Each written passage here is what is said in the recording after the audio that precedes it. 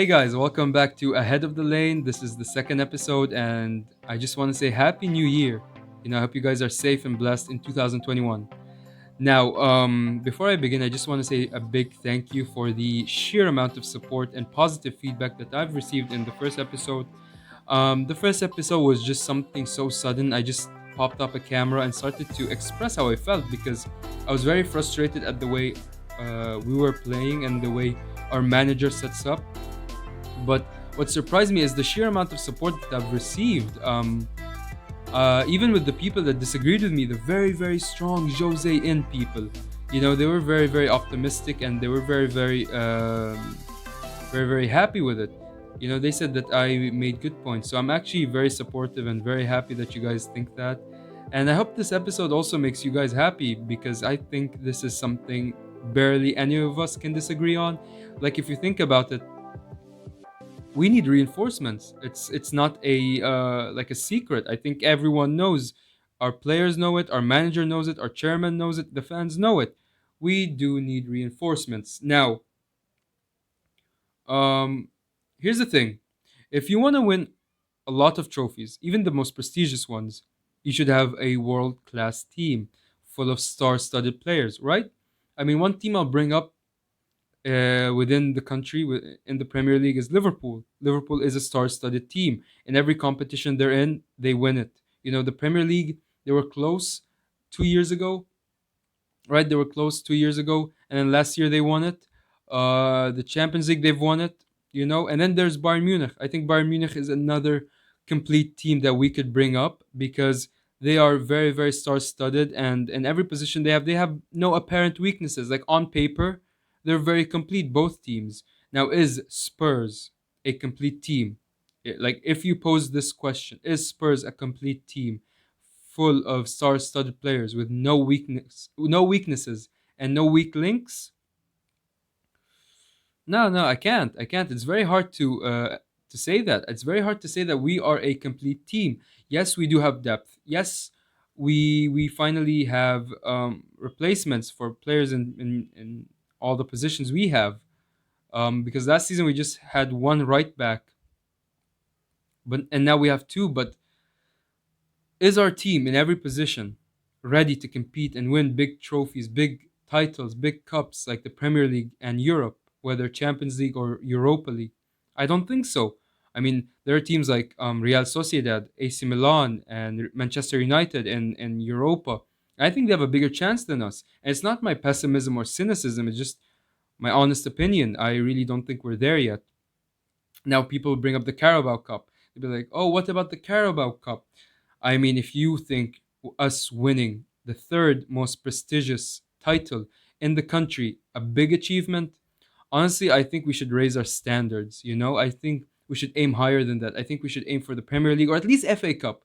At least FA Cup. But at the same time, I get it. Let's be happy if we win the Carabao. If it's a big if.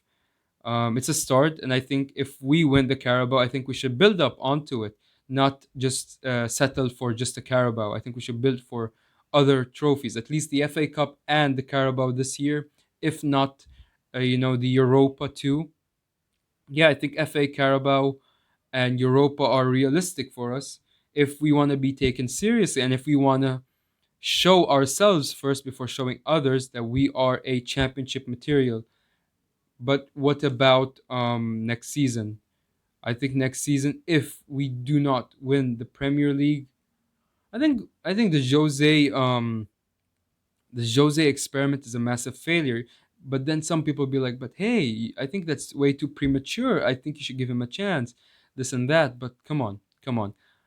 If no one could overachieve Pochettino, which is second in the league, you know, I don't think Jose would. Like, if Jose doesn't win the Premier League, which is literally the only thing Jose could have above Pochettino, if Jose doesn't do that, then he didn't overachieve Pochettino in any single way or form. Now, bring up the Carabao all you want, even if he won that, but I don't think it's good enough for a team like ours. We are Spurs. We are a top four team. We need big awards. We don't need to be like Arsenal and behave like Arsenal that settle with just community shields and FA Cups and Carabao Cups. I think we're bigger than that. I think we're even bigger than Manchester City in the way we should behave. I think we could be bigger than Manchester City if we started aiming higher, if we started aspiring to do better. I mean, there's a reason why Liverpool are better than Manchester City is because Liverpool don't aim for domestic trophies; they aim for the Premier League in Europe. You know, Manchester City aims for domestic trophies. I mean, they won the Premier League, so yeah, they're kind of big, and and at some point they were the best team in the country, and I don't think they are anymore. I don't think they're there yet. I think they need, fresh blood just like us. But the thing about Manchester City that, in my opinion, does not make them a big team like Liverpool is that Manchester City aims for domestic trophies. Manchester City lowered their standards actually after winning two back-to-back Premier Leagues. Instead of aiming for Europe, they decided to settle for something like domestic trophies. And should we do that? Should we follow the same suit? No, no. I think we should aim for the Premier League and aim for the Premier League and aim for the Premier League and aim for the Premier League. I think we should aim for that. And Europe, obviously, Europe. Whether Europa or Champions League, I think we should aim for that too. But not the FA Cup. Come on, not the FA Cup, not the Carabao. Please, something bigger. Let's achieve. Let's aspire to be something. So we know that we need reinforcements. We know that we want to sign players. We know we want to achieve something. And can we do that with our current team? I don't think so. And let's bring up now some positions I honestly think we should change. The first position is the defensive midfield. The second position is the left center back position. The third position is the attacking midfield. The fourth position is the right wing. So, defensive midfield, center back, attacking midfield, right wing. Okay, so let's start with the defensive midfield. We have Hoiberg doing all the work. I mean, our midfield of Hoiberg and Dombele and Sissoko is a very powerful midfield. If you think about it, Jose employs such a powerful midfield. Let's Ndombele join the attack and be creative, and slots Sissoko and Hoiberg in defensive positions to cover up whenever Region and Aurier goes and attacks. But here's my problem with Sissoko. Sissoko is not good on the ball. He's not good whatsoever on the ball. He cannot pass, cannot be creative, he cannot dribble, he doesn't have good ball control, and his finishing is so poor. Very limited in the opponent's final third. He's good with us only in one condition. It's when we don't have the ball. It's when he has to just do defensive duties and doesn't have to carry the ball front and do anything that has to do with attacking. Now, do I think he should be sold? I don't think so. I think he's really good, but he's not championship winning material. Okay, he's not as good as other players. Okay, and then we also have wings. We also have wings. My God, that's another mess, and I don't have to dive any deeper because it's a mess. Now, in the center back position, Eric Dyer is not bad. He's okay, but that's all he is. Just okay. Do we just want okay, or do we want another world class center back that could help Toby? I mean, Vertonghen and Toby were such a good partnership because both were world class, arguably one of the best center back pairs in the Premier League. Now, is Eric Dyer up to that standard? Did we really replace Vertonghen well? I don't think we replaced Vertonghen well. I don't think Eric Dyer is the good replacement for him. Toby needs a better partner, and Eric Dyer is a right-footed center back, okay, but he plays in a position that you require a lot of your left foot. Now, Eric Dyer is forced to play with his weaker foot and provide passes. He can't pass. So I think we should really buy someone there if we want to achieve something. Another position is, as I mentioned earlier, um, the attacking midfield position. In the attacking midfield position, we never, never, never replaced Ericsson. Once Ericsson left, that was it. We had no build up, we had no attack, we had no creativity, especially in the final third. There was no one who could do line breaking passes to Kane and Son. There was no service. Even even if you had an amazing front three, okay, I don't think we could achieve much only relying on Ndombele because Lo Celso was not an Ericsson replacement. And anyone who thinks that Lo Celso is an Ericsson replacement really doesn't understand what Lo Celso is as a player or Ericsson as a player because Lo Celso has nowhere near the creativity um, as Ericsson, and we honestly missed out on Bruno Fernandes. Bruno Fernandes, and now it's slapping us in the face because how many times did Bruno Fernandes bail out Manchester United? Countless times. We couldn't pay the asking fee for Sporting, and now we're regretting ever missing out on someone as creative as Bruno Fernandes. You know, Lo Celso is not good enough. We need to find a player who is capable of doing the passes that Ericsson did for us at some point when he was playing for us. And I honestly believe are not respecting or giving Ericsson the respect he deserves. You know, they're still bad mouthing him after the service that Ericsson gave us. You know, he played for our club for such a long time and he gave us so many countless memories and won us games. And he's still being disrespected by some people on this platform, which is very weird. And lastly, the right wing position. Ooh, that's a big one. We have four right wingers: Lamela, Bale, Lucas, and Bergwijn. Even though Bergwijn is a left winger, but he plays at the right wing too. So we have four right wingers, and none of them are first team material. Bergwijn is playing off his position, so he's off the hook, and he does defensively well at the right wing position. Lamela is an impact sub who plays and provides for 45, 50, 55 minutes, so he's off the hook too. But Lucas is not off the hook. He's dead wood to me, and I think he should be sold. And Gareth Bale is a public relations, a PR stunt by the club to generate money and compensate the lack of ticket sales. And I get that, but he's not good enough. Gareth Bale in 2021 is not good enough. So Gareth Bale should go too with Lucas. Okay, so we've covered the four positions: the defensive midfield, the left center back, the attacking midfield, and the right wing.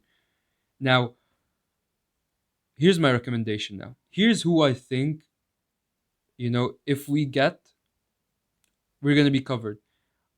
Like I said, if we cover all those four positions, I'm not even joking, just these four positions, and keep the remaining players we have and bench the players that used to play in that position, bro, we could win the league. I'm not even joking. Next season, if we strategically sign good players, we'll win the league. We have the manager, we have the players, we have the institution, we have the academy, we have it all. We just need strategic signings. Okay, we need signings in these four positions. I honestly believe that. I don't think the season will achieve much because as much as you disagree with the manager, fine. But even the players are not good enough. I'm not even joking. Even the players are not good enough. They're underperforming and some of them just need to go and we need fresh blood. But next season, there's no excuses for next season. There's no excuses. You have the summer transfer window. Next season, you have this winter transfer window. We have to do it. Okay? So, in the left center back position, I nominate two players, Botman and Pau Torres. Botman is a 20-year-old player from the Netherlands and plays for Lille. And he's easy because if you think about it, Lille are having a financial issue right now. So they have no problems selling any player. I think they're going to go bankrupt. So his market value is 10 million. 20 years old, 10 million. That's pocket money for our club. The club, a club of our size. We should get him. Anyone who watches the French league knows Botman. He's the future. If not, Pau Torres. Pau Torres is like 23 years old, plays for Villarreal, one of the best high prospects in the left footed center back position. He's very great on the air. Again, the same mistake I made. In the air, he's very good in the air. He is good with his foot. He could pass. He's very fast. He's good. He's well rounded. He's just a bit inexperienced, but experience comes with age. The thing about Pau Torres is that 40 million market value. That's a tough one. So if not Botman, if not Pau Torres, if we want a third alternative, I'd say Kimpembe from PSG. That's a good name, but such a difficult name. So that's why I don't bring him up because it's tough. It's tough. Like, would you tell a player in PSG to come to Spurs? I don't know. Maybe. Now we've covered the center back position, the defensive midfield position. Zakaria, Bissouma, and Gisa. They do what Sissoko does and more. They're not older than 24, 25 years of age, and they're already on the same level, if not better than Sissoko. So if we do get them, you know, we're covered. They do what Sissoko does and more. They're better on the ball. They're actually not useless in the final third. They actually could provide in the attack and at the same time do defensive roles. So why not? I don't think Sissoko is good enough to start. I think he's a good substitute, but not good enough to start. Okay, we've covered two positions now. The next position is the attacking midfield position. Now, we missed out on Zolobazai from Red Bull Salzburg. He's going to Leipzig. You know, that's how it is for the Red Bull institution. They play at the lower Red Bull teams and then they all promote to Leipzig. So we missed out on him, not just us. I think any club interested in him missed out on him. Now, what about Buendia? You know? What about Buendia? Buendia could be good. Buendia doesn't play at a glamorous club. Norwich is a very modest club, but he's young. He's 24 years old, 16 million euros market value. Very creative. Reminds me a bit of Ericsson in the way he passes, his set pieces, the way he moves and pulls the strings. I honestly think he's going to be a good addition. And he's not that risky. It's not a risky signing because it's back pocket money. You know? Yes, Buendia is my only recommendation. I honestly believe 100% and I back the decision of signing a player such as Buendia. Okay? And now finally, the right wing position. That's, I think, the most important position. This is the position of someone who is going to complement Harry Kane and Heung-min Son. The front three is a popular trend in modern football. So the fact that we don't have a third player to complement Kane and Son is honestly very troubling. And like I said, the right wing position is very, very, very, you could say, unsatisfactory. And there's only one player that comes to my mind, and it's Marcel Sabitzer from Leipzig.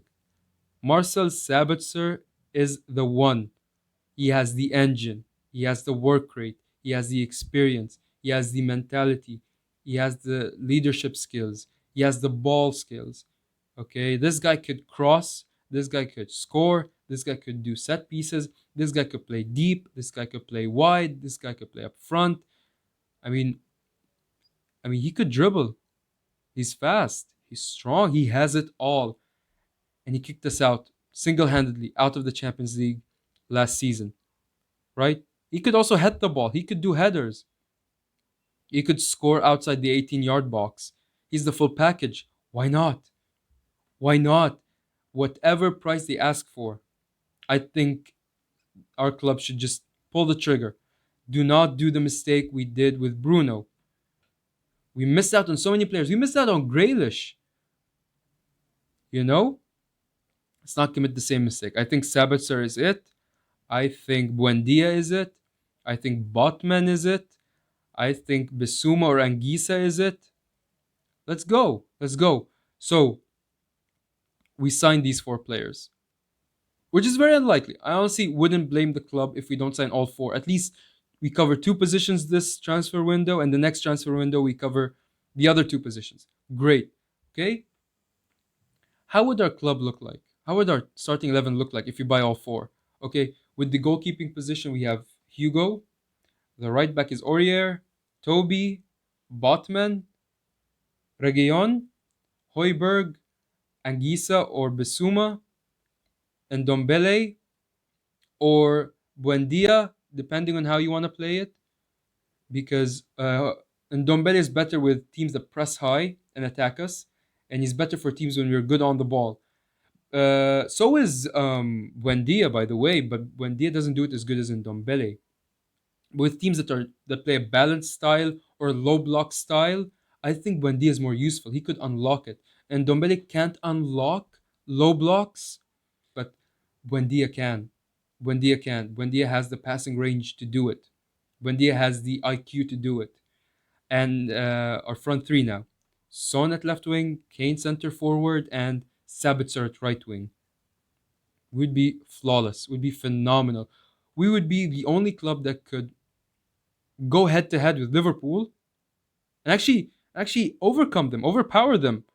Okay, Liverpool is not doing well right now. We could overpower them next season. Just we need to do strategic signings, and Jose has a huge responsibility because if our team, our club, our chairman is able to provide those signings that could fill up the gaps we have, Jose has no excuse to underperform. Jose has no excuse but to win the league and at least advance to the finals of the Champions League next season. If we make it to top four, we could do it. We could really do it. And I believe the club. I believe in the institution. I believe that we can if we make the signings. So yeah, that's all I have to say. I hope you liked it. If you have any recommendations, if you have any opinions, if you have players you think that would suit us, comment, below, and let me know what you guys think. Hope you have a lovely 2021. Again, Happy New Year. And before this video ends, I want to just shout out to Anton, my friend Anton. He actually gave me, he gave me the inspiration for this video. He told me to make a video telling me to talk about the strategic signings for our club. Okay, and another shout out to Ante. Bro, how do you pronounce your name? I'm actually curious. Let me know, man. But yeah, shout out to the guy for writing a similar thread I've seen on Twitter. He recommended Sabitzer, and I liked it, and I agree a lot with him. So shout out to him for the amazing thread. Anyway, guys, stay safe, have fun, take care.